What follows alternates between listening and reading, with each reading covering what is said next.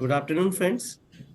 Once again, welcome to each one of you in this discussion webinar on GST, rather discussion on the various amendment introduced in the and clarifications after this 48th GST Council meeting, along with the question answer session. And we have with us our eminent expert, CA Siddhant Pathak ji. Welcome to you, Siddhant ji. Our another dynamic person in the field of expert, Ankit Garg ji and Rajesh Ritolia ji. Welcome to both, and all the eminent participants without whom the program, the meeting cannot be successful. So welcome to each one of you in this Saturday. So let's start today's discussion. Before starting on the formal, I request Ankit ji to brief about today's meeting and discussion. Thereafter, will address by the speaker Siddhant Pathak ji. And all queries and other thing will be taken care by the Rajesh Ritolia ji. Over to you, Ankit ji. I welcome everyone. Sumit ji, Team CASA, giving the opportunity to everyone, Siddhant ji, Rajesh ji, me. And I welcome the viewers and our brothers and sisters. So as we are aware that income tax का budget तो साल में एक बार आता है, जैसा कि हम लोग डिस्कस करते हैं, बट जीएसटी का बजट कब आ जाए, कौन से महीने आ जाए, तो दैट इज अ पार्ट अब हम लोगों को आदत पड़ गई है पिछले 5 साल के अंदर. So over the year changes बहुत इंपॉर्टेंट हैं. चेंजेस आते हैं, बड़े बड़े चेंजेस आते हैं, काउंसिल मीटिंग में डिसाइड हो जाते हैं, और काउंसिल मीटिंग के बाद भी कुछ चेंजेस की नोटिफिकेशन और आने में, सर्कुलर आने में 2-2 साल लग जाते हैं. सिद्धांत जी बताएंगे, डिस्कस करेंगे कि कौन कौन से इम्पैक्ट आ गए हैं, कौन कौन से इम्पैक्ट अभी बच रहे हैं, क्या क्या चीजें हैं. जैसे कि इंट वाला हमने देखा, काउंसिल ने कह दिया, कोर्ट कोर्ट ने कह दिया सेक्शन 50 को अमेंड करने के लिए, बट बजट में आ गया, बट वो नोटिफाई 1.5 साल 2 साल लग गए उसको नोटिफाई होने, and which is retrospective from 2017. So what I say that council meeting decisions are not a law. They had become a law only when a notification, and if the circulars are there, the circulars will come. So Siddhanji will discuss each and everything in a detail, and I will also listen and welcome Siddhanji to start and giving the mic to Siddhanji to get started with the amendments and the discussion. And I basically request everyone to take up each and every queries and any confusion if they have with regard to the GST between the meeting, just post it down in the chat box. As and when Siddhanji will think it is a comfortable time to take care of that query, he will take it out. And Rajesh ji will definitely take care कि कोई query ना बचे. और at the end से पहले हम सारी queries को sort out करके ही यहाँ से जाएंगे. So I welcome and over to you Siddhant ji. Please start the discussion. Yeah. Thank you, Ankit ji, for the nice words. At the outset, I would like to thank Sumit ji, the CASA platform, for regularly introducing such type of programs for the professionals as well as the other people for regular updates, and for giving me opportunity on a regular basis to share my views on the topic. Special mention to Rajesh ji, Ankit ji, for attending the webinar. Now, as Ankit ji said, the multiplicity of amendments and the frequency with which amendments are taking place in GST, it is certainly difficult for us to grasp everything. But today we will, I will address upon the circulars and the amendment notifications which have been issued by the government after the 48th council meeting, that is that held on 17th of December 2022. There are 8 circulars, 183 to 190. There are 3 central tax notifications, and there are 4 tax rate notifications which have been issued since 17th of December till date. firstly, I will discuss circulars because there are good clarifications, and few of the circulars will try to touch upon the notifications, amendment notifications as well. As the number suggests, the circular number 183 to circular number 190. So this means a total of 190 circulars have been issued till date. इतने circular central excise act में 1944 से central excise act initiate हुआ, वहां पर भी issue नहीं हुए till 2017, जितने जीएसटी में पिछले 5-5.5 साल में सर्कुलर्स इशू हुए हैं. And it is, I would से largely it is good on part of the government to issue such clarifications and avoid litigation. सबसे पहले सर्कुलर की बात करें, circular number 183, which is most popular out of all the circulars, is the circular number 183, which addresses the mismatches between GSTR 2A and 3B, which occurred during financial year 2017-18 and 2018-19. Now, I know that a lot of you would have already gone through the circular. Circular simply says कि जहां आपके supplier ने tax पे कर दिया है 3B में, but 4 situations की वजह से इनवॉइस ऑटो पॉपुलेट नहीं हो रहा है अगर आपके 2A में, तो then you have to perform a certain exercise and you will be entitled for the credit. Circular is trying to basically address a problem which even does not exist. Circular एक उस problem को address कर रहा है जो exist ही नहीं करती है. इसमें मैं बाद में आऊंगा, पहले मैं जल्दी से आपसे वो 4 सिचुएशन डिस्कस कर लेता हूं जिसमें सर्कुलर हेल्प कर रहा है असेसीज को. सर्कुलर सेज कि अगर GSTR 1 आपके सप्लायर ने उस पीरियड की नहीं फाइल करी है, या GSTR 1 फाइल कर दी है बट आपको जो सप्लाई करी है वो किसी वजह से रिपोर्ट नहीं हुई है, या GSTR 1 में सप्लाई भी रिपोर्ट हुई बट वो as a B2C supply report हो गई, और 4th सिचुएशन इज GSTR 1 में सप्लाई रिपोर्ट हुई एज B2B रिपोर्ट हुई बट किसी और के GST आइन पे रिपोर्ट हुई. So in these 4 cases, if your supplier has paid the tax through GSTR 3B, then the difference that is arising in your 2A versus the claim that you have taken in 3B, जो recipient ने claim लिया है, उसके लिए आपको एक exercise perform करनी है. अगर एक पर्टिकुलर सप्लायर के केस में डिफरेंस एक्सीड्स 5 लाख रुपीज, तो आपको सप्लायर के सीए सर्टिफिकेट के थ्रू अपने प्रॉपर ऑफिसर को ये सब्सटैंशिएट करना है कि मेरे सप्लायर ने टैक्स पे किया है जो मुझे सप्लाई की है और मुझे इसका क्रेडिट मिलना चाहिए. आपके पास उसका इनवॉइस होना चाहिए, जो सेक्शन 16 की कंडीशंस है वो सारी सेटिस्फाई होनी चाहिए, तो आपको उसका क्रेडिट मिल जाएगा. अगर डिफरेंस 5 लाख रुपीज से लेस है तो सप्लायर का खुद का सेल्फ डिक्लेरेशन, सेल्फ सर्टिफिकेट भी एक्सेप्ट किया जाएगा और आपको क्रेडिट दे दिया जाएगा. इस तरीके से सर्कुलर एड्रेस करता है इन 4 सिचुएशंस को. बट मैं आपसे जो डिस्कस करना चाहता हूं वो ये है कि क्या ये प्रॉब्लम एग्जिस्ट भी करती है, क्या डिपार्टमेंट मेरे क्रेडिट को 17, 18, 18, 19 में इस ग्राउंड पे डिनाई कर सकता है कि वो क्रेडिट 2A में ऑटो पॉपुलेट नहीं हो रहा. इट इज गुड कि इन 4 सिचुएशंस को कवर कर लिया और डिपार्टमेंटल लेवल पे प्रॉब्लम नहीं आएगी. बट लीगली क्या प्रोपोजिशन है? 1 जनवरी 2022 से सेक्शन 16 सबसेक्शन 2 में एक क्लॉज ऐड किया गया AA, विच सेज कि सप्लायर के द्वारा टैक्स इनवॉइस GSTR 1 में अपलोडेड होना चाहिए और 3B में ऑटो पॉपुलेटेड होना चाहिए. अगर ये प्रोविजन 1 जनवरी 2022 के बाद लाया गया है तो 17, 18 और 18, 19 में मेरा आप क्रेडिट कैसे डिनाई कर सकते हो? This is the legal contention. तो हमारे पास जब नोटिसेस आते हैं 2A वर्सेस 3B के मिसमैच के, फैक्चुअल सबमिशन हम सबमिट करते हैं, बट उसके बाद एक लीगल सबमिशन प्रिपेयर होता है कि section 16 is the parent provision to grant the credit to a recipient.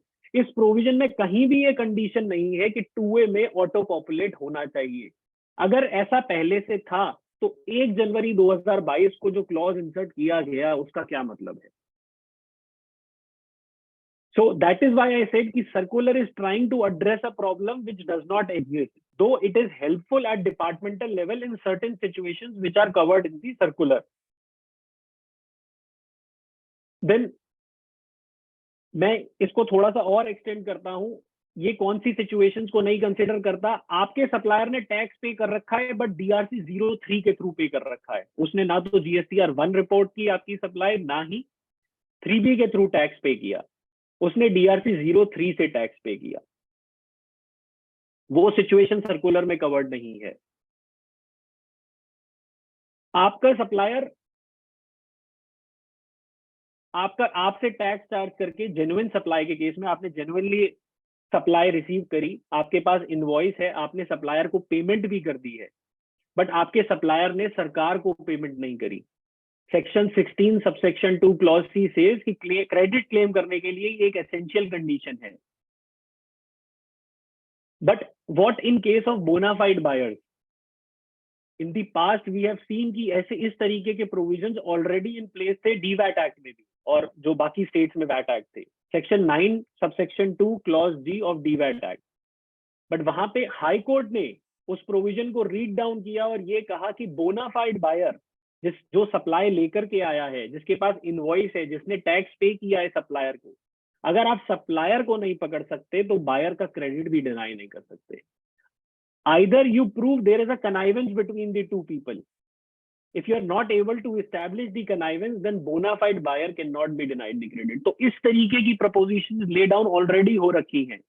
In these situations, the bona fide buyer cannot be denied the input tax credit merely for the reason that credit is not auto-populating in 2A.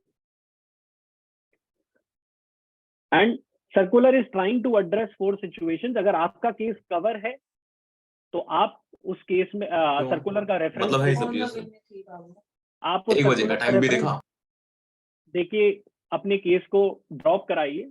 But अगर नहीं covered है then also you should contest the matter, and up till 31 December 2021, 1 जनवरी 2022 से पहले, क्योंकि law enforce नहीं था, so in that case even from tribunal we can expect a relief कि हमें ये क्रेडिट मिलेगा if the difference is significant. अगर लिटिगेशन वर्दी है तो वो हमें जरूर करनी चाहिए उस सिनारियो में।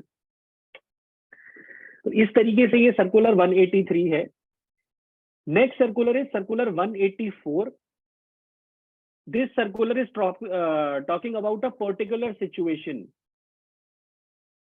wherein the supply is of supply of transportation of goods। तो एक सर्विस है ट्रांसपोर्टेशन ऑफ गुड्स की। मैं इसको एग्जांपल के थ्रू आपको क्लैरिफाई करता हूं। For example, I am a transporter of goods, I am in Delhi. Ankit ji is an exporter of goods, he is also in Delhi. Now he asked me to transport the goods to his client in United States. अब अगर मैं अंकित जी को इस service के लिए billing करूंगा तो place of supply section 12 subsection 8 में डिटरमाइन होती है, विच सेज कि अगर डेस्टिनेशन आउटसाइड इंडिया है तो place of supply destination of the goods मानी जाएगी, यानी कि उस पे IGST लगेगा and entire tax goes to the union government. तो destination of goods is outside India. Ankit ji is registered in Delhi, I am registered in Delhi. क्या अंकित जी को इसका क्रेडिट मिलेगा? सर्कुलर सेज वेरी वेल, इसका क्रेडिट मिलेगा। There is no provision under the IGST Act that restricts the credit of IGST on the basis of place of supply. अब इन्होंने केवल transportation of goods की सर्विस को इसमें discuss किया है, किसी और सर्विस को डिस्कस नहीं किया है। इसमें मैं आपसे एक और सिचुएशन डिस्कस करता हूं।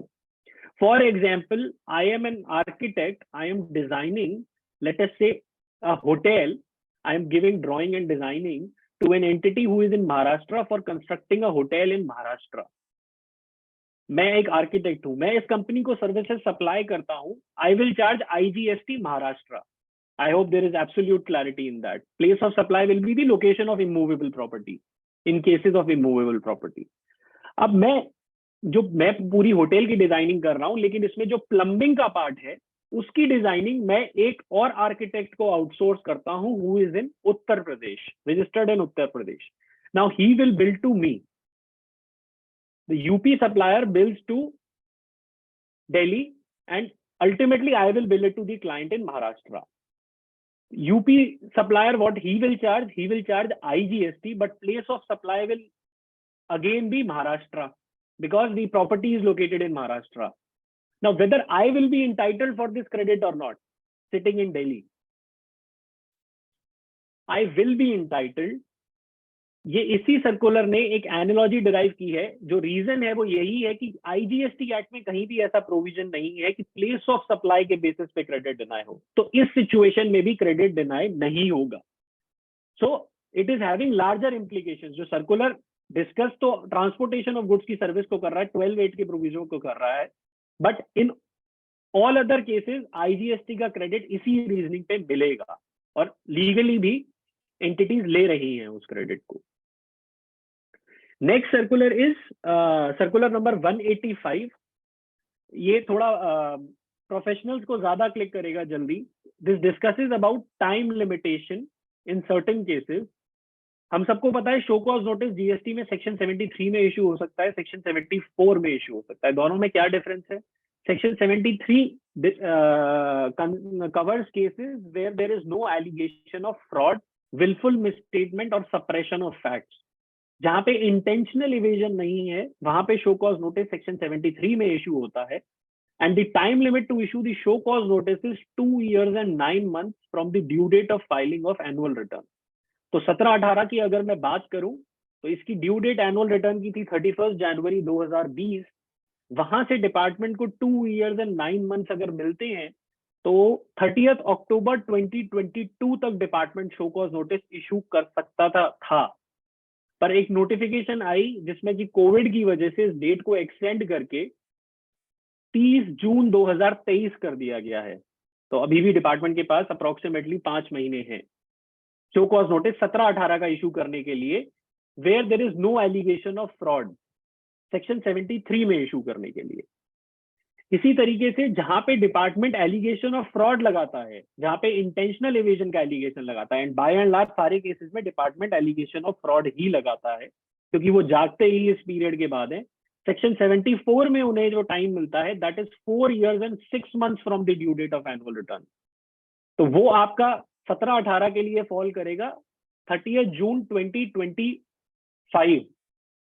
सॉरी 4 साल 6 महीने, 30 जून 2024. अब एक प्रोविजन है सेक्शन 75 सबसेक्शन 2 में, वो ये कहता है कि अगर अपीलेट अथॉरिटी या अपीलेट ट्रिब्यूनल, फॉर एग्जांपल मेरे को एक शो कॉज नोटिस मान लीजिए जून 2024 से पहले इशू हो जाता है 17-18 के लिए अंडर सेक्शन 74 कि मैंने फ्रॉड किया और मेरी इंटेंशनल इवेजन थी, तो डिपार्टमेंट ने शो कॉज नोटिस कर दिया. अब मैं उसको चैलेंज करता हूं और अपीलेट अथॉरिटी ये कंक्लूड कर देती है कि भाई ठीक है टैक्स तो शॉर्ट पेड है या नॉट पेड है, लेकिन इंटेंशनल इवेजन नहीं थी. मेजॉरिटी ऑफ द केसेस में होता भी यही है. प्रोफेशनल्स की बेस्ट एक्सपर्टीज ही इसमें है कि आप क्लाइंट को एलिगेशन ऑफ फ्रॉड से बाहर निकाल ले आओ ताकि एक्सटेंडेड पीरियड की डिमांड ड्रॉप हो जाए और नॉर्मल पीरियड की कन्फाइन हो जाए. तो वहां पे सेक्शन 75 सबसेक्शन 2 ये कहता है, ये बेसिक प्रिंसिपल है कि जहां पे एलिगेशन ऑफ फ्रॉड ड्रॉप हो जाएगा अपीलेट अथॉरिटी के द्वारा, तो वहां पे नॉर्मल पीरियड की डिमांड रीडिटरमाइन करेगा ऑफिसर और आपको उसका ऑर्डर 2 साल के अंदर दे देगा. तो एक डाउट आता था कि ये जो 2 साल का पीरियड है ये क्या फ्रेश टाइम पीरियड दे रहा है डिपार्टमेंट को एक सेक्शन 73 में नोटिस इशू करने के लिए, जो पीरियड 73 के अकॉर्डिंग ऑलरेडी टाइम बार हो गया है. मेरा नोटिस जून 2024, मान लीजिए जनवरी 2024 में इशू होता है 17-18 का अंडर सेक्शन 74. 73 में ये नोटिस इशू हो सकता था only if it was issued by 30 जून 2023. तो सर्कुलर यही क्लैरिफाई करता है कि वो जो 2 साल का टाइम पीरियड है वो केवल ऑर्डर इशू करने के लिए है. अगर नोटिस 30 जून 2023 के बाद इशू हुआ है, 73 की टाइम लिमिट के बाद इशू हुआ है, तो एनीवे डिमांड कंफर्म नहीं हो सकती. अगर नोटिस 30 जून 2023 से पहले इशू हो गया होता, 2 साल 9 महीने से पहले इशू हो गया होता, तो ही नॉर्मल पीरियड की डिमांड कंफर्म होती. तो इस तरीके से ये सर्कुलर क्लैरिफाई करता है. Next circular is 186। हम अपनी फॉर सबसे छोटा एग्जांपल, अगर मैं बेसिक एग्जांपल लूं, तो हम हर साल अपनी गाड़ी का इंश्योरेंस कराते हैं और इंश्योरेंस कंपनी एनसीबी देती है, नो क्लेम बोनस। अगर मैंने लास्ट प्रीवियस ईयर्स में कोई इंश्योरेंस क्लेम नहीं लिया है तो मुझे एनसीबी मिलता है। तो the first issue that arose कि क्या ये एनसीबी जो आदमी इंश्योरेंस करा रहा है उसके हाथ में कंसिडरेशन मान ली जाएगी for supply of a service. And what was the service? Department का क्या व्यू था कि ये जो एनसीबी मिल रहा है, for example insurance premium is of 40,000 rupees, NCB is late us से 30%, 12,000 रुपीज। तो ये जो 12,000 का डिडक्शन है, ये 12,000 का डिडक्शन जो आदमी इंश्योरेंस करा रहा है उसके हाथ में कंसिडरेशन है for supply of a service by way of refraining from doing an act. क्या मैंने रिफ्रेन किया? मैंने इंश्योरेंस क्लेम नहीं लिया पिछले सालों में, इसलिए मुझे ये 12,000 की डिडक्शन मिली। तो क्या ये कंसिडरेशन बन जाएगी? सर्कुलर क्लैरिफाई करता है कि no, this interpretation can not be drawn because मैं कोई कॉन्ट्रैक्चुअल एब्लिगेशन में नहीं था कि मैं क्लेम नहीं लूंगा, वो मैंने नहीं लिया, दैट इज अनदर एस्पेक्ट। लेकिन मेरे ऊपर कोई कॉन्ट्रैक्ट नहीं था कि ये मुझे मिलेगी, 12,000 रुपए मुझे मिलेंगे क्योंकि मैं नहीं लूंगा, और मुझे 12,000 इसलिए मिल रहे हैं क्योंकि मैंने नहीं लिया। इस चीज के लिए कोई एग्रीमेंट नहीं हुआ था। So that is why it is not a supply, it is not a consideration in the hands of the person taking the insurance. And second question is कि क्या 12,000 पे टैक्स इंश्योरेंस कंपनी के हाथ में लगेगा? तो वहां पे उन्होंने क्लैरिफाई किया है कि it is a discount, sort of a discount given at the time of making the supply and it is recorded in the invoice. तो सेक्शन 15 सबसेक्शन 3 के पैरामीटर्स को सेटिस्फाई करते हुए इस वैल्यू पे टैक्स नहीं लगेगा, नेट वैल्यू पे ही टैक्स लगेगा। Again, another clarification which has been given by this circular is ये जिन entities के ऊपर e-invoicing applicable है उनके लिए थोड़ा सा important है कि जहां पे rule 54 में there is a rule which exempts certain entities from making e-invoice. For example, a banking company, an insurance company, financial institution, NBFC, a goods transport agency, passenger transportation service provider, or multiplexes which are offering service by way of exhibition of cinematographic films. आप PVR में जाएं तो वहां पे आपको केवल ticket मिलती है, इनवॉइस नहीं मिलता। टर्नओवर उनका भी थ्रेशोल्ड लिमिट को एक्सीड कर रहा है, तो वहां पे ई इनवॉइसिंग रेज करने की रिक्वायरमेंट नहीं है। अब क्लैरिफिकेशन क्या है कि फॉर एग्जांपल एक goods transport agency warehousing का बिजनेस भी स्टार्ट कर देती है अंडर द सेम एंटिटी, तो क्या वेयर हाउसिंग के बिजनेस पे उनको ई इनवॉइस रेज करना है? तो उन्होंने नोटिफिकेशन को बड़ा सही तरीके से इंटरप्रेट करते हुए ये कहा है कि नोटिफिकेशन एग्जेम्प्ट करती है एंटिटी को, not to the nature of business. तो अगर एक जीटीए है वो कोई second third line of business initiate करता है अंडर द सेम टाइम, तो उसे किसी भी लाइन ऑफ बिजनेस पे ई इनवॉइस जनरेट करने की जरूरत नहीं है। Next circular is circular number 187। This is applicable to a particular class of people, basically जो लोगों का this is insolvency and bankruptcy resolution process start हो जाता है, उनके केसेस में एप्लीकेबल है सर्कुलर। मैं बहुत जल्दी डिस्कस करूंगा। बेसिकली सर्कुलर ये कहता है कि दिस इज लॉ के सीआईआरपी मेरा जो प्रोसेस है वो स्टार्ट होने से पहले जितने ड्यूज हैं टुवर्ड्स द डिपार्टमेंट, जो भी टैक्स इंटरेस्ट पेनल्टी है डिपार्टमेंट ने डिमांड कंफर्म की है मेरी, वो एनसीएलटी को फाइल करनी पड़ती है डिपार्टमेंट को एज एन ऑपरेशनल डेट, और वो एनसीएलटी ही जो एजुडिकेशन करेगी मेरे सीआईआरपी प्रोसेस का, उसके थ्रू डिफाइन करेगी कि भाई डिपार्टमेंट को, डिपार्टमेंट के टुवर्ड्स और अदर क्रेडिटर्स के टुवर्ड्स कितना प्रोराटा अमाउंट मिलना चाहिए। तो जब वो एजुडिकेशन हो जाएगी बाय दी एनसीएलटी कि फॉर एग्जांपल अगर 1 करोड़ के ड्यूज हैं और इनको 40 लाख रुपए मिलने चाहिए, 40% मिलना चाहिए, तो जो ये 40 लाख रुपए हैं इसके लिए फिर से ऑर्डर इशू करने की जरूरत नहीं है। मेरा जो कमिश्नर है, जो मेरा जुरिस्डिक्शनल कमिश्नर है, वो एक इंटीमेशन इशू करेगा मेरे रिकवरी ऑफिसर को और 40 लाख रुपए मुझसे रिकवर कर लिए जाएंगे। That is the clarification. Then there is circular 188. This is an important circular to basically masses, for the masses. क्या कहा कि जहां पे हम सब कभी ना कभी हम सब ने फ्लैट खरीदे हैं, बिल्डर बायर एग्रीमेंट होता है, और बिल्डर बायर एग्रीमेंट पे जो कंसिडरेशन चार्ज होती है अंडर कंस्ट्रक्शन कंप्लीशन सर्टिफिकेट से पहले अगर आप अपने फ्लैट की बुकिंग कराते हैं तो उस पर जीएसटी भी एप्लीकेबल है। अब कई बार क्या होता है, for XYZ reason flat cancel कराना पड़ता है कि भाई बिल्डर टाइम पे तैयारी उसने नहीं करी, टाइम पे कंस्ट्रक्शन कंप्लीट नहीं करी, या फॉर एनी रीजन आपका एग्रीमेंट कैंसिल हो गया। तो इस केस में जो बायर जीएसटी इंसिडेंस बिल्डर को बियर करता है, बेसिकली जो बिल्डर को जीएसटी पे करता है और बिल्डर गवर्नमेंट को पे कर देता है, उसका बिल्डर रिफंड नहीं देता, क्योंकि ये जो कैंसिलेशन होती है ये after the time limitation allowed under section 34 for issuance of GST credit note होती है। जनरली 2-3 साल के बाद ये कैंसिलेशन होती है। तो उस केसेस में अनरजिस्टर्ड जो बायर्स हैं उनको एक ये फैसिलिटी लाए हैं कि भाई जो जीएसटी इंसिडेंस बियर किया है वो कैंसिलेशन ऑफ एग्रीमेंट होने के बाद उसका रिफंड वो क्लेम कर सकते हैं। आउट ऑफ द लॉ कुछ नहीं है, एक सप्लाई के लिए एग्रीमेंट हुआ, वो सप्लाई टर्मिनेट हो गई, कैंसिल हो गई, तो गवर्नमेंट इंटाइटल्ड भी नहीं है उसका tax credit collect tax hold करने के लिए। They can not retain the tax amount. This is article 265 of the constitution of India.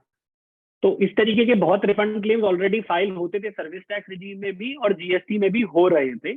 अब उन्होंने एक क्लैरिफिकेशन इशू कर दिया है, तो इन लोगों को डिपार्टमेंट से रिफंड क्लेम करने में आसानी होगी।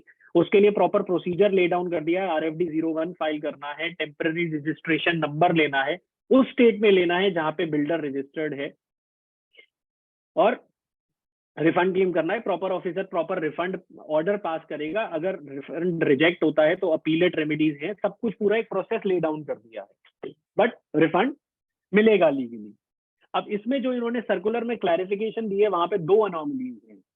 फर्स्ट अनोमली इज दे से कि रिफंड उसी केस में मिलेगा जहां पे बिल्डर के हैंड्स में जीएसटी क्रेडिट नोट इशू करने की टाइम लिमिट एक्सपायर हो गई है, मतलब 30 November of the next financial year निकल गया जिसमें इनवॉइस रेज हुआ था।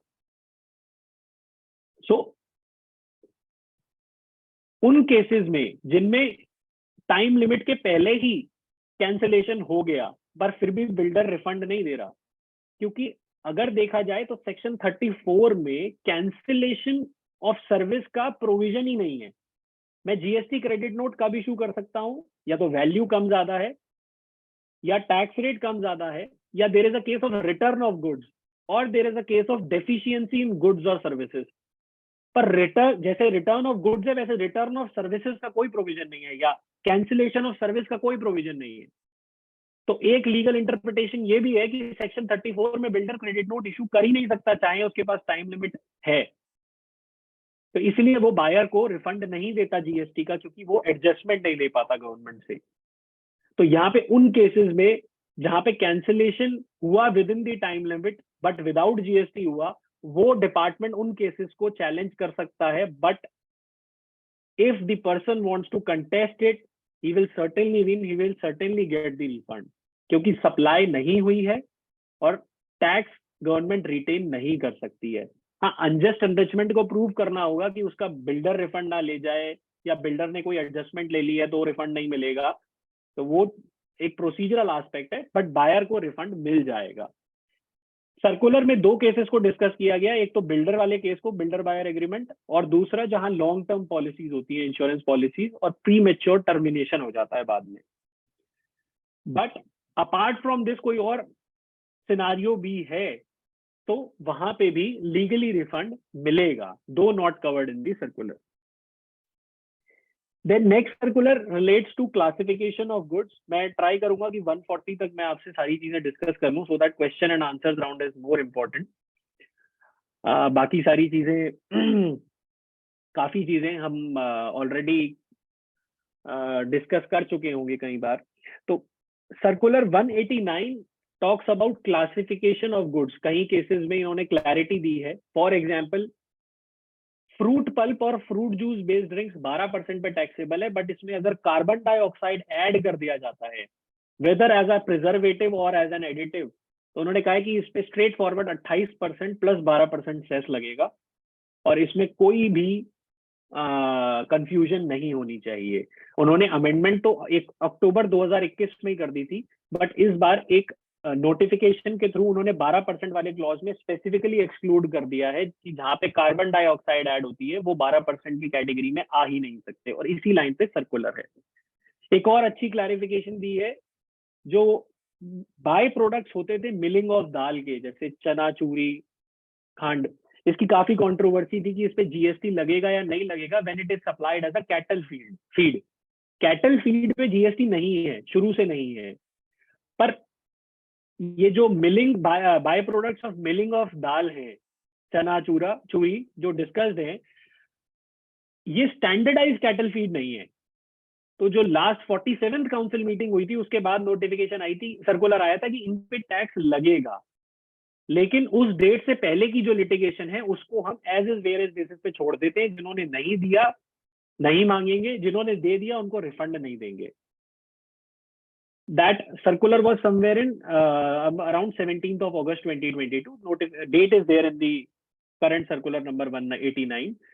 वहां से लेके अब तक का जो टाइम पीरियड है, जब अब क्या किया है इन्होंने 1 जनवरी 2023 से इररिस्पेक्टिव ऑफ एंड यूज इन्होंने एग्जेम्प्ट कर दिया है इन तीनों चारों प्रोडक्ट को, चना, चूरी, खांड और एक और उसमें आइटम है जो उन्होंने एग्जेम्प्ट कर दिया है, whether it is used as a cattle feed और फॉर एनी अदर पर्पस उन्होंने एग्जेम्प्ट कर दिया 1 जनवरी 2023 से। और ये भी कह दिया है कि लास्ट सर्कुलर की डेट से आज की डेट की एग्जेम्पशन तक अगर जिसने टैक्स पे कर दिया वो रिफंड नहीं होगा, और जिसने नहीं पे किया उससे नहीं मांगेंगे। So they have regularized it on as is basis.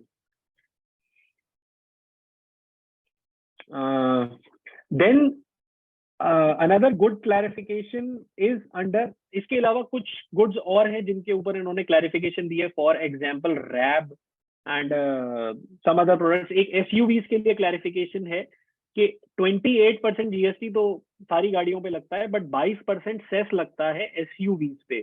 तो वहां पे एक कंट्रोवर्सी थी कि एक या दो condition, for example 4000 mm exceeding और 1500 सीसी एक्सीडिंग, एक या दो कंडीशन के सेटिस्फाई होने पे ही 22% सेस लगेगा या सारी कंडीशन सेटिस्फाई होनी है। तो वो सर्कुलर ने क्लैरिफाई किया है कि when all the 4 conditions are satisfied, 1, it is commonly known as an SUV, second, the engine capacity is more than 1500 cc, third, the length of the car is more than 4000 mm, and fourth, the ground clearance is more than 170 mm. ये चारों condition अगर satisfied है तभी 22% cess लगेगा, otherwise 22% cess नहीं लगेगा। 20% cess is applicable in those cases और lower rate. Circular number 190 relates to clarification on certain services. यहाँ पे उन्होंने क्लैरिफिकेशन दी है कि जो आर्मी मेस हैं या पैरा मिलिट्री मेसेज हैं या पुलिस मेसेज हैं जो कि अकोमोडेशन सर्विस प्रोवाइड करती हैं अपने पर्सनल को, आर्मी पीपल को या मिलिट्री पीपल को और पुलिस पर्सनल को, या फिर किसी और को भी प्रोवाइड करती हैं, तो वहां पे एग्जेम्पशन है entry number 12/2017। Since beginning exemption है और उस एंट्री के अंडर ये सर्विसेज कवर हो जाएंगी, प्रोवाइडेड कि मेस डायरेक्टली रन करी जा रही है by the ministry of the central government और स्टेट गवर्नमेंट और यूनियन टेरिटरी और लोकल अथॉरिटी। तो इस तरीके से वहां क्लैरिफिकेशन दी है। इसके अलावा बैंक्स को, नेशनलाइज्ड बैंक्स जो हैं, वहां पे जब वो रिमोट रीजन में रुपे डेबिट कार्ड्स प्रमोट करते हैं, फैसिलिटेट करते हैं ट्रांजैक्शन को, या low value transaction, Bhim UPI transaction facilitate करते हैं विदाउट चार्जिंग एनी कंसिडरेशन, तो उन्हें एक इंसेंटिव मिलता है ministry of electronics and information technology, MEITY। तो उनसे जो इंसेंटिव मिलता है उस पे जीएसटी नहीं पेबल है, because that is not a consideration for supplying a service to the government. It is basically an incentive which is coming incidentally to the bank. जो बैंक सर्विस प्रोवाइड कर रहा है कस्टमर को या जो remote region में account holder है उसको, उससे कोई कंसिडरेशन चार्ज नहीं करता है। So on that premise they have clarified. This was all about the circulars. अगर मैं रूल्स की अमेंडमेंट्स की बात करूं तो इंपॉर्टेंट अमेंडमेंट्स आर के रूल 37 जो 1 अक्टूबर को 2022 को, रूल 37 इज बेसिकली अगर आप 180 डेज में अपने सप्लायर को पेमेंट नहीं करते हैं तो आपको क्रेडिट रिवर्स करना पड़ता है the immediately bye filing the return of the 181st day. अब यहाँ पे एक प्रॉब्लम आई थी 1 अक्टूबर 2022 में, जब इन्होंने रूल में अमेंडमेंट करी तो उसका डेरिवेशन इस तरीके से था कि सारा क्रेडिट रिवर्स करना पड़ेगा डिस्पाइट ऑफ द फैक्ट कि आपने 70% पेमेंट कर दी है या पार्ट पेमेंट कर दी है। तो अब उसको इन्होंने रेगुलराइज कर दिया है with effect from 26 December 2022। Sorry, this has been amended retrospectively with effect from 1 October 2022 कि अगर जितनी आपने रेशो में पेमेंट कर दी है, प्रोपोर्शनेटली पेमेंट कर दी है, प्रोपोर्शनेटली ही आपको क्रेडिट मिलेगा और बाकी आपको रिवर्स करना होगा। Reversal in terms of section 50 होगा। अगर आपने यूज किया है वो credit during that period of 180 days तो इंटरेस्ट लगेगा, अगर आपने यूटिलाइज नहीं किया है तो नहीं लगेगा। इसके बाद रूल 37A इंसर्ट किया गया है which is an important provision, और I would say it brings relief to genuine buyers. It says that कि अगर आपके सप्लायर ने फॉर एग्जाम्पल आपको जनवरी 2023 में एक सप्लाई की है, इनवॉइस रेज किया है और GSTR 1 में उसे फर्निश कर दिया है या IFF में फर्निश कर दिया है, बट उसने 3B अपनी फाइल नहीं की है जनवरी की, तो आपको क्रेडिट मिल जाएगा। जनवरी में आप उसका क्रेडिट ले सकते हैं। आपको ये इंश्योर करना है कि by 30th September the supplier has filed his GSTR 3B, और अगर वो फाइल नहीं की है बाय 30th सितंबर तो आपको बाय 30th नवंबर उसका क्रेडिट रिवर्स करना है विदाउट एनी इंटरेस्ट। और जब भी सप्लायर अपनी 3B बाद में फाइल कर देगा तो आपको उसका क्रेडिट फिर से मिल जाएगा विदाउट एनी टाइम लिमिटेशन। ये इन्होंने एक रिलीफ दिया है। While giving relief to the buyer, they have imposed the condition on the supplier in Rule 59 and 88C कि इस तरीके का सप्लायर अपने अगले महीने की 1 नहीं फाइल कर पाएगा। जब तक वो इस जनवरी की 3B नहीं फाइल करेगा, वो फरवरी की 1 नहीं फाइल कर पाएगा या IFF नहीं फाइल कर पाएगा। तो उसके ऊपर एक रिस्ट्रिक्शन इंपोज कर दी। सब्सिक्वेंटली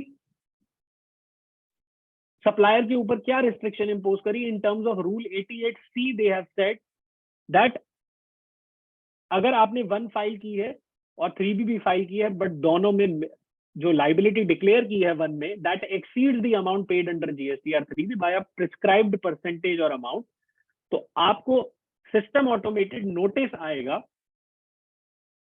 मिसमैच का, and you have to either give the explanation or you have to pay the differential amount. अगर आप डिफरेंस पे कर देते हैं या एक्सप्लेन कर देते हैं which is satisfactory as per the officer, तो आपको आगे के पीरियड की रिटर्न फाइल करने को दी जाएगी। एंड आप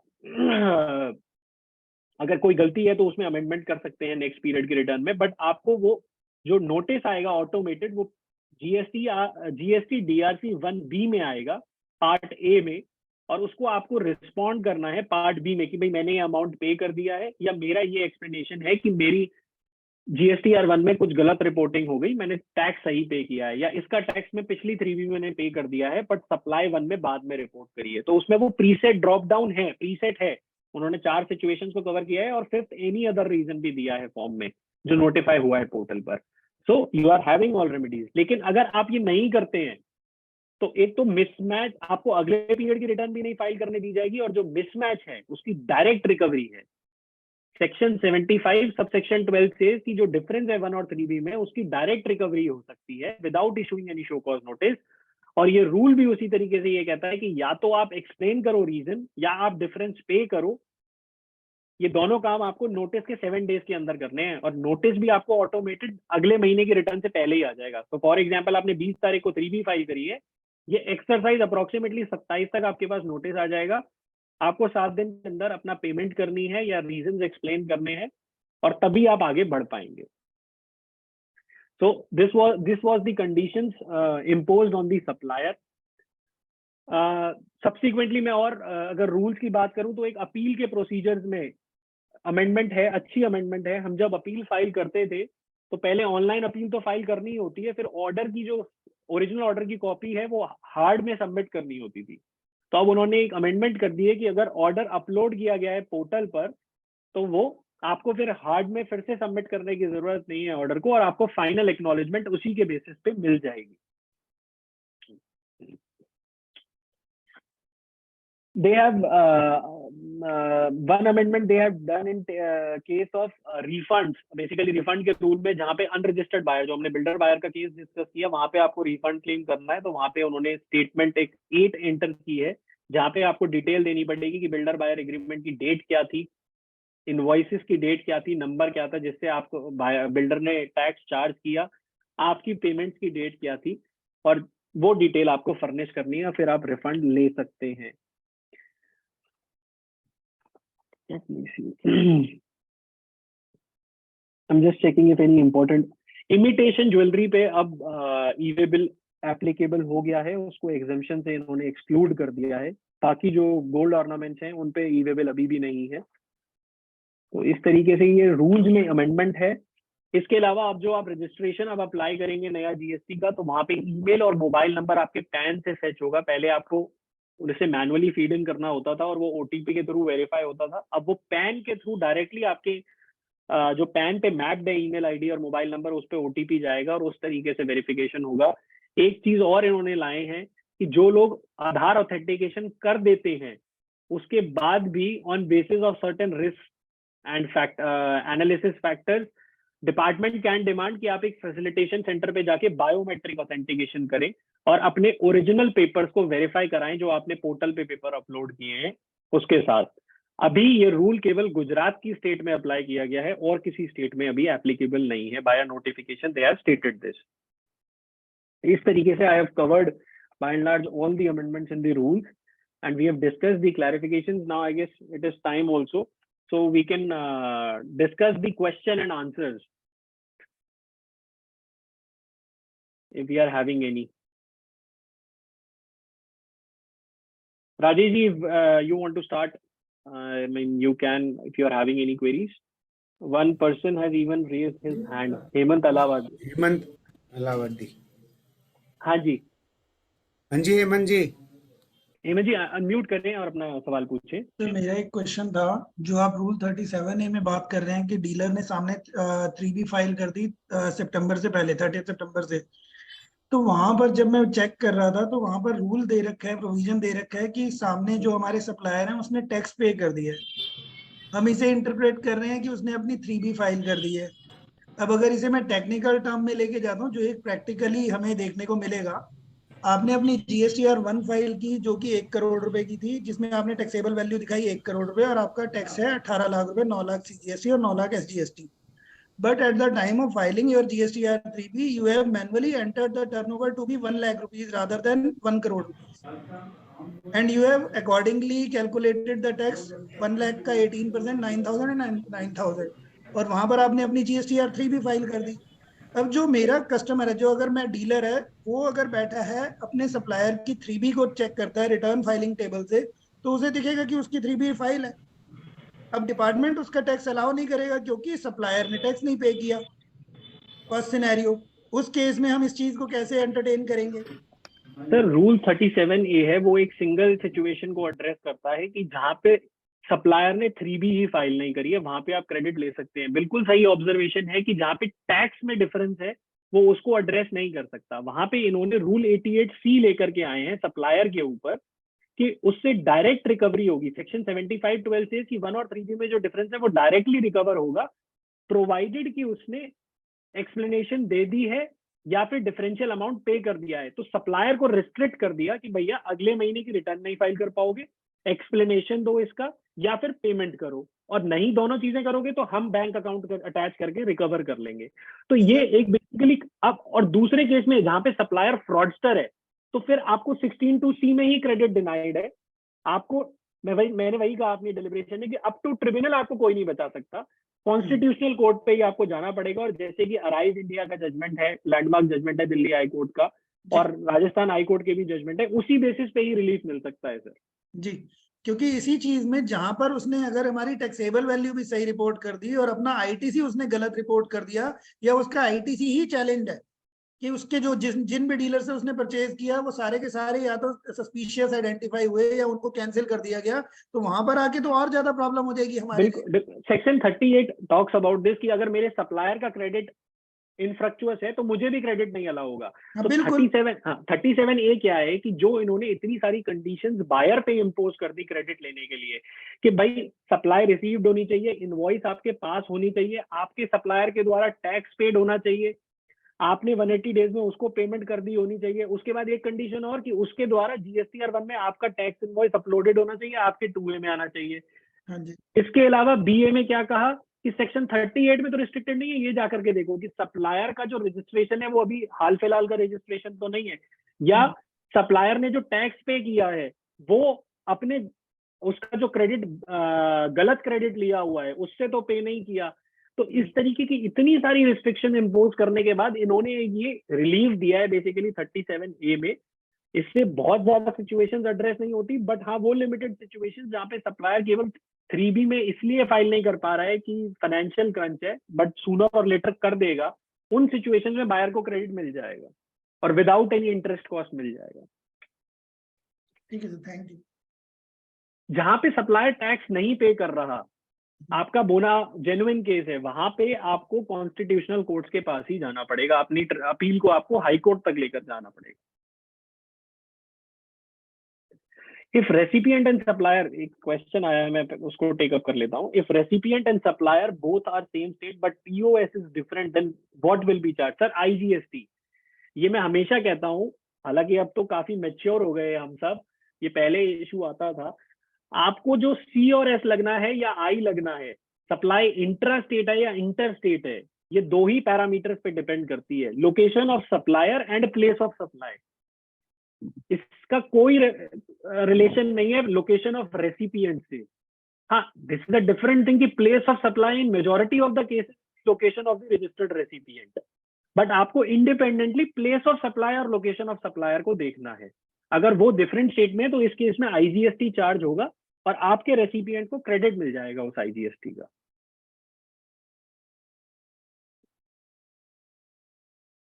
अश्विन सर, आपकी कोई क्वेरी?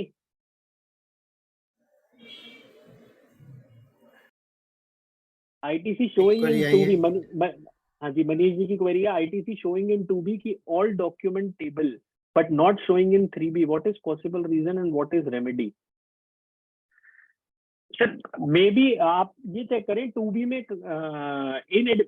इनएडमिसिबल तो नहीं आ रहा वहां पे वो क्रेडिट फॉर सर्टेन रीजन, इसलिए 3B में ऑटो पॉपुलेट नहीं हो रहा होगा। बट अगर 2B में ऐसा कोई राइडर नहीं है तो आप 3B में उसे क्लेम करें। देखिए मैं एक चीज और बता देता हूँ, ये सारी रिस्ट्रिक्शंस गवर्नमेंट इम्पोज कर रही है 1 जनवरी 2022 के बाद 2B में आपके क्रेडिट ऑटो पॉपुलेट होना चाहिए। अगर हम 1 जनवरी 2022 से पहले की बात करें ना, तो 21 अक्टूबर 2018 को CBIC का सर्कुलर है कि 2A is only a taxpayer's facilitation and it does not have the ability to deny the credit to the buyer. The buyer has to self-assess his input tax credit on the basis of provisions under the law. और यही बात supreme court ने Bharti Airtel के case में emphasise करी। अगर हम सब रिकॉल करें, क्या कहता है सुप्रीम कोर्ट की portal is only a facilitation tool to feed or retrieve the information. Output tax liability as well as input tax credit has to be self-assessed by the assessee on the basis of 3 primary documents: books of account, invoices of the supplier, and my agreement with the supplier. And portal is only a facilitation tool. तो portal की sanctity 21 दिसंबर 2021 तक तो इतनी थी। हाँ, 1 जनवरी 2022 को एक क्लॉज AA ला करके 16(2) में इन्होंने उस जजमेंट को भी कहीं ना कहीं कवर अप किया और अपनी 2A 2B की सैंक्टिटी को बहुत बढ़ा दिया। तो जहां तक डिसिप्लिन मेंटेन हो सकता है वहां तक ये कोशिश करें कि आपके सप्लायर 2A 2B में उसे रिपोर्ट करें और आप क्रेडिट लें। लेकिन जहां जेन्युइन केस है, नहीं कर रहा ऑटो पॉपुलेट और अमाउंट सिग्निफिकेंट है, उसे कंटेस्ट करें and certainly before the appellate authorities and courts आपको क्रेडिट मिलेगा, because this is consistent judicial discipline. But B2B shown as no ITC available for recipient if POS is different. Sir ये case होगा C और S वाला।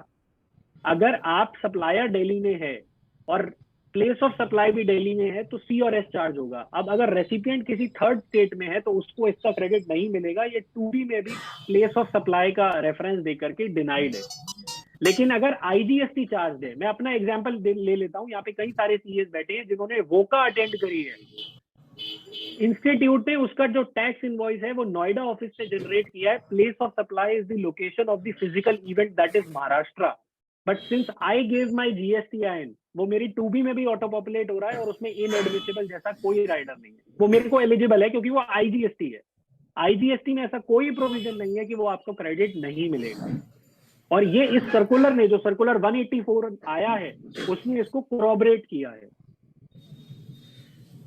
अश्विनी जी की query ले लीजिए, अंकित जी। अश्विनी गर्ग की। Karnataka High Court allow recent circular for ITC difference with 2A for financial year 1920। हाँ जी sir, ये जो सर्कुलर है इसको उन्होंने रेफर करके 1920 पे भी अप्लाई किया है और ये कहा है कि इसका बेनिफिट आगे भी एक्सटेंड होगा 1920 में। बेसिकली क्या है ना, कोर्ट्स के सामने कहीं क्लैरिफिकेशन आ जाती है फ्रॉम द बोर्ड इटसेल्फ, तो वो ज्यादा उस प्रोपोजिशन में जाते नहीं है कि भाई कॉन्स्टिट्यूशनली ये वैलिड भी है ये चीज 2A 2B या नहीं। फिर वो यही कहते हैं कि जब आपने सर्कुलर 17, 18, 18, 19 के लिए इशू किया है तो उसको 19, 20 के लिए भी कवर अप करो। अगर सप्लायर सर्टिफिकेट दे देता है कि उसने टैक्स पे किया है तो असेसी को क्रेडिट मिलेगा। तो वहां पे ये क्वेश्चन ही नहीं प्रपोज नहीं किया था कि 2A 2B is a valid ground for denial of credit या नहीं। उन्होंने यही कहा था कि सर्कुलर 17, 18, 18, 19 के लिए है तो 19, 20 के लिए भी एक्सटेंड किया जाए। What will be place of supply in case internet based service like e-books etc where buyer not providing his location? Sir ये भी एक अच्छा क्वेश्चन है और उससे मुझे एक अमेंडमेंट भी ध्यान आ रही है। रूल 46 में एक अमेंडमेंट की गई है 26 दिसंबर 2022 को। अगर आप OIDAR सर्विसेज दे रहे हैं, ई book is covered under OIDAR, तो आपको अपने रेसिपिएंट का एड्रेस मेंशन करना है along with the pin code and state. This is mandatory, you can not escape from this liability. तो POS डिटरमाइन हो जाएगा। तो ये प्रॉब्लम है, इसको आप एड्रेस करें, आपके लोकेशन से एड्रेस मांगे रेसिपिएंट से, इसको मैंडेटरी करें अपने पोर्टल पर जिसके थ्रू भी आप ई बुक सेल कर रहे हैं। आपके लिए ये मैंडेटरी एज अ कंप्लायंस भी है और आपको POS भी पता लग जाएगा। POS will be his location. IGST not paid on import of goods but not reflecting in IGST paid on import of goods but not reflecting in 2B। Sir credit मिलेगा import of goods में, कोई issue नहीं है। अगर आपकी bill of entry fetch नहीं हो रही है आपके GSTN पोर्टल पर, आप उसका क्रेडिट इंपोर्ट ऑफ गुड्स के सेक्शन में लें, आपको क्रेडिट मिलेगा। अब डिपार्टमेंट भी सफिशिएंटली मैच्योर्ड है कि भाई बिल ऑफ एंट्री के केसेस में प्रॉब्लम है, पर आप बिल ऑफ एंट्री अगर सबमिट करते हैं तो वो अपना केस ड्रॉप कर देते हैं। We have a case where traveling expense is borne at Delhi. We charge other location and charge IGST. Is it okay? All disallowance done in Delhi. हाँ जी बिल्कुल ठीक है। आप ये कहना चाह रहे हैं कि आप रेंटा कैप की डिसअलाउंस का अगर रेफरेंस आ रहा है तो मैं ये समझ रहा हूँ कि ये ब्लॉक्ड क्रेडिट है, यानी कि जो ट्रैवलिंग एक्सपेंस है वो रेंटा कैप का है।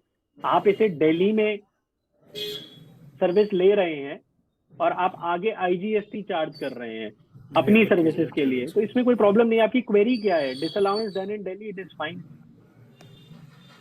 SAGC, आप थोड़ा सा क्वेरी को इलैबोरेट करें। इफ सप्लायर फाइल इट्स, मैं दूसरी क्वेरी ले लेता हूँ, वरुण जी की है। If supplier file with GSTR1 after 20th day of October, okay, or say 30th November, but we have claimed in the month of March or February itself, in this case our ITC can be restricted or not? ITC cannot be restricted। Basically देखिए क्या है कि 16(2) में ये condition है कि आप credit तभी ले सकते हैं जब आपके 2A में आया हुआ है। ये मैं 1 जनवरी 2022 के बाद की बात कर रहा हूँ। तो वहां पे डिपार्टमेंट केवल आपसे इंटरेस्ट का कंपोनेंट डिमांड कर सकता है, उसके अलावा आपका क्रेडिट डिनाई नहीं हो सकता। इंटरेस्ट की ये कॉस्ट आप पे आएगी कि आपने वो क्रेडिट पहले ही ले लिया, अगर 1 जनवरी 2022 के बाद का इनवॉइस है। उससे पहले का है तो ये कंडीशन नहीं थी।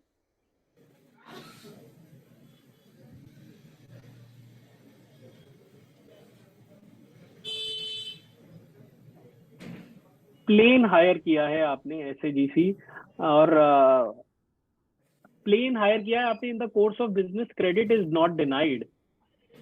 आपने एक अपनी क्वेरी में वर्ड लिखा है all disallowance done in Delhi. आप मे बी अनम्यूट करके अपनी क्वेरी पूछ सकते हैं, it is not clear to me. Yogesh ji, can builder issue GST credit note even after time limit under section 34 for no sir? Credit note issue कर सकते हैं but वो GST की एडजस्टमेंट नहीं ले सकते. It is not GST credit note that you can issue under section 34. Section 34 के under आप 30 नवंबर तक ही इशू कर सकते हैं जीएसटी क्रेडिट नोट. तो आपको कोई एडजस्टमेंट नहीं मिलेगी. आप उसका रिफंड ले सकते हैं या जो अनरजिस्टर्ड बायर है उसका रिफंड ले सकता है. That is the only remedy. Sir plane hire किया for all states and bill came Delhi and now we are charging to all locations. तो सर आपने सर्विस ली है, बिल आया आपके पास दिल्ली में और क्योंकि सर्विसेज डिफरेंट स्टेट्स ने ली थी तो आपने उनको क्रॉस चार्ज कर दिया. तो आपको क्रेडिट मिल जाएगा इसका. प्लेन हायर किया आपने, आगे प्लेन हायर पे देने के लिए या अपने किसी कोर्स ऑफ बिजनेस में. देखिए उसमें भी डिफरेंस है क्योंकि व्हीकल का क्रेडिट नहीं मिलता है और वेसल्स और एयरक्राफ्ट का भी क्रेडिट नहीं मिलता है, लीजिंग का भी नहीं मिलता है. तो ये इसका आपको क्रेडिट डिसअलाउ होगा. अब मैं समझ रहा हूँ आपकी क्वेरी कि आपका बिजनेस नहीं है फर्दर प्लेन को हायर पे देने का, आपका बिजनेस कुछ और है, आप प्लेन हायर कर रहे हैं अपने लिए, बिजनेस के लिए, तो इसका क्रेडिट आपको नहीं मिलेगा जिस स्टेट में भी बिलिंग आएगी.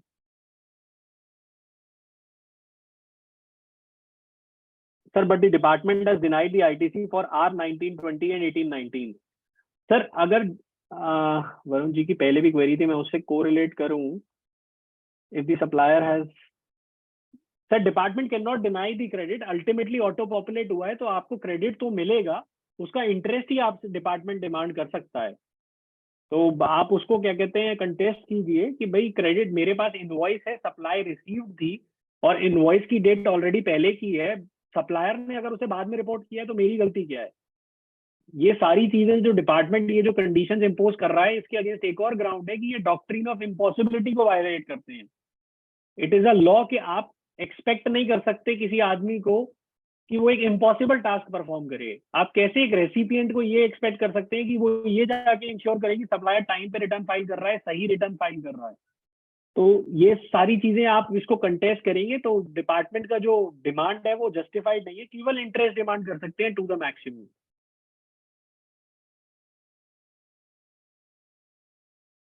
Sir but the depart Amit Chawla ji की क्वेरी है, please again describe about GST refund in case of cancellation of unit to buyer of flat और shop, procedure of claim of GST by buyer. मैं बिल्कुल explain करता हूँ sir इसे. इससे पहले मैं एक दो क्वेरीज और ले लेता हूँ, उसको फिर डिटेल में डिस्कस कर लेंगे. Commissioner fail to register claim before NCLT और file claim belated, can RP deny to accept claim. Sir operational debt को सीआरपी को पहले ही सबमिट करना होता है एलसीएलटी को. मैं आपका प्रोसेस आई गेस स्टार्ट होने के बाद अगर उन्होंने सबमिट किया है तो उसमें प्रॉब्लम आएगी. पर मैं ज्यादा आईबीसी के लॉ को नहीं समझता. जीएसटी लॉ में ये है कि जो ड्यूज पर्टेन करते हैं to the period prior to commencement of CIRP उनका क्लेम फाइल हो सकता है. तो अगर इसमें आप मुझे कुछ करेक्ट करना चाहें, लेकिन जीएसटी का लॉ ये कहता है कि सीआईआरपी के कमेंस होने से पहले के जो ड्यूज हैं वो डिपार्टमेंट एनसीएलटी के सामने क्लेम फाइल करेगा और उसको मिलेगा. That is operational debt. उसके बाद के अगर कुछ ड्यूज है तो वो कवर अप नहीं होंगे.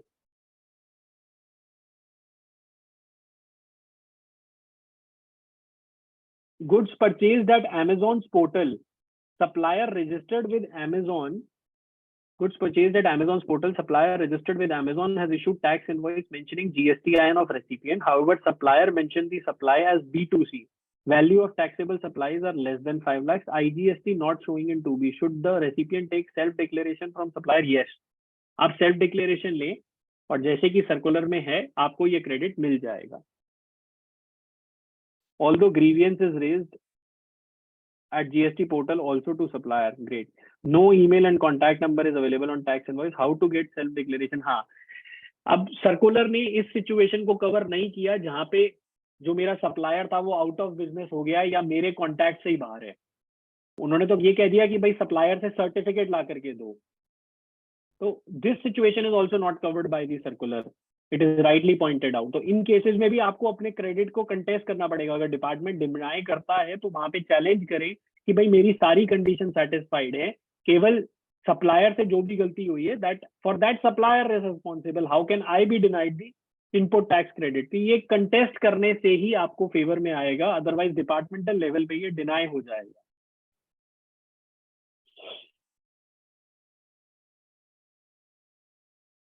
हाँ जी, तो एक हमारी बीच में क्वेरी थी बिल्डर बायर वाली, जहाँ पे फ्लैट को कैंसिल कर दिया गया है। देखिए, इन्होंने रूल 89 सब रूल 2 में क्लॉज के ऐड किया है, जहां पे इन्होंने बताया है कि आपको क्या डिटेल सबमिट करनी है बिफोर द प्रॉपर ऑफिसर। सारी चीजें ऑनलाइन होगी, जीएसटी में रिफंड कंप्लीटली ऑनलाइन है। हैविंग सेड दैट, ये अलग बात है कि रिफंड फाइल करने के बाद हमें कहीं चक्कर काटने पड़ते हैं डिपार्टमेंट के, क्योंकि वो प्रोसेस नहीं होता।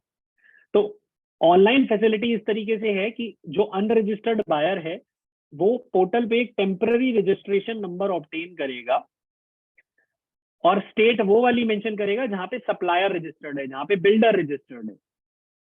उस स्टेट को में रजिस्ट्रेशन लेकर के RFD1 फॉर्म फाइल होगा एज अ अनरजिस्टर्ड बायर। वहां पे हमें डॉक्यूमेंट क्या क्या सबमिट करने हैं, मेरा बिल्डर बायर एग्रीमेंट, मेरा कैंसिलेशन लेटर, जितने इनवॉइसेस बिल्डर ने इशू किए थे वो मेरे को देने हैं, जो मैंने उसको पेमेंट की थी उसके एविडेंसेस देने हैं, मेरी bank statement and all, and subsequently मेरे को बिल्डर ने जो पैसा रिफंड किया है उसकी डिटेल देनी है। तो ये सारे डॉक्यूमेंट, इसके अलावा बिल्डर से मेरे को एक सर्टिफिकेट लेकर के देना है कि उसने इस अमाउंट का ना तो रिफंड लिया है और ना ही उसने कभी जीएसटी में कोई एडजस्टमेंट ली है। तो ये सारी चीजें अगर आप दे देते हैं डिपार्टमेंट को तो आपको रिफंड मिल जाएगा।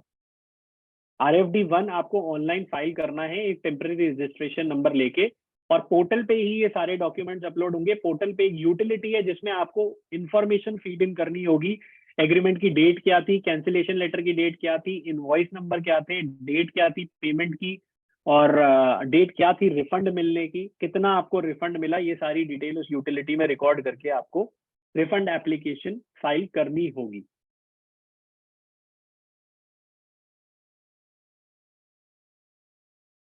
As per Rule 46, vehicle number not mandatory, but proper officer asked to provide all inward supply details with vehicle number and e-way-bill number in ASMT 10 notice is valid. No, sir, it is not valid demand of notice under ASMT 10. ASMT 10 is issued under section 61, which is very clear कि department को return को scrutinise करना है with reference to the information already available.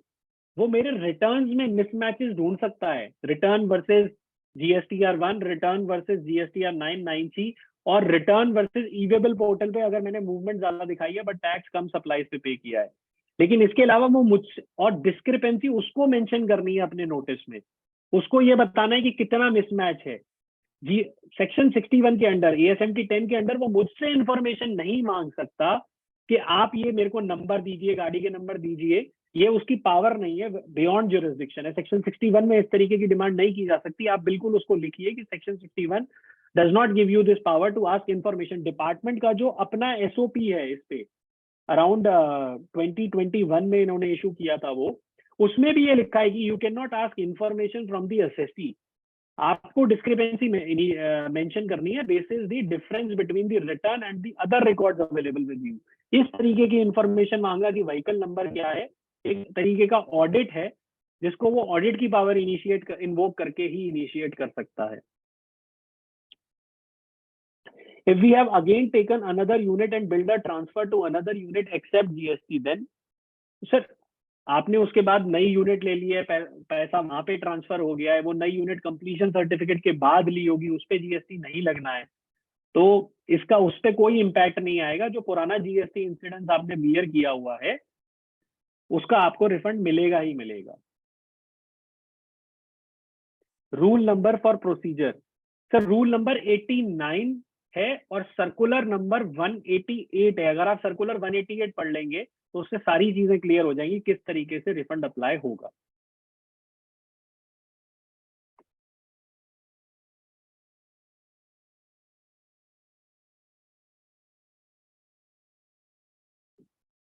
Any other queries are we having? I guess it's time also. Rajesh ji, one message is also there. Okay, thanks. Rajesh ji, can we conclude if there is no other Yeah. query? Yes, Siddharth ji, we can conclude. और किसी को query है तो please पूछ लीजिए सिद्धांत जी से।